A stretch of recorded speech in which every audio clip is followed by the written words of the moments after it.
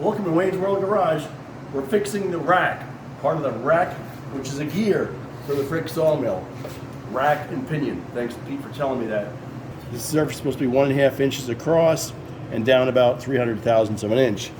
It gets worn. So, what do? You take the welder and you weld up the steel.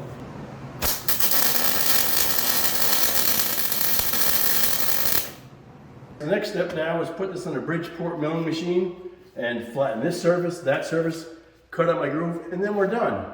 So, we're just cutting metal as quickly as we can.